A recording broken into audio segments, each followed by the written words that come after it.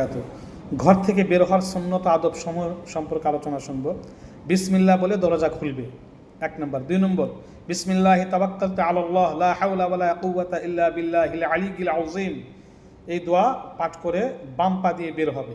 এই দোয়া পাঠ করে বাম পা দিয়ে বের হবে। এই দোয়া পাঠ করে যদি বের হয় তাহলে আল্লাহ পাক আবার তাকে ঘরে পুনরায় নিরাপদে ফিরিয়ে দিবেন, তার কোনো কিছু ক্ষতি করতে পারবে না।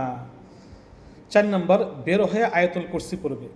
ঘর থেকে বের হয়ে যদি কোনো ব্যক্তি আয়াতুল কুরসি পাঠ করে সফর যাওয়ার পূর্বে, তাহলে আল্লাহ পাক রব্বুল আলামিন তাকে বিভিন্ন রকমের বালা মুসিবত থেকে হেফাজত করবেন।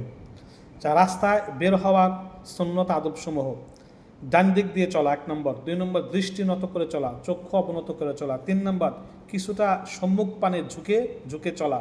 4 নম্বর, হাত পা সরে অহংকারের সাথে না চলা।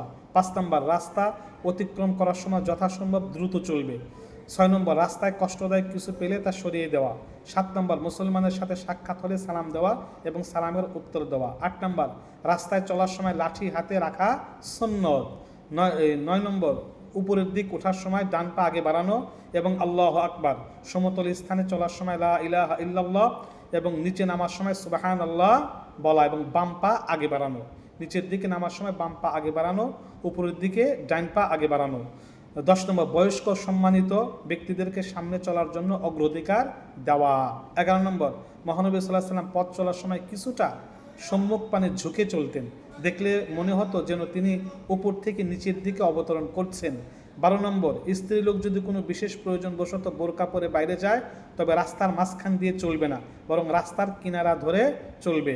স্ত্রীর লোকরা এক সাইড দিয়ে চলবে, রাস্তার মাঝখান দিয়ে মহিলারা চলবে না। রাস্তায় চলার সময় জিকিরে ফিকিরে চলবে।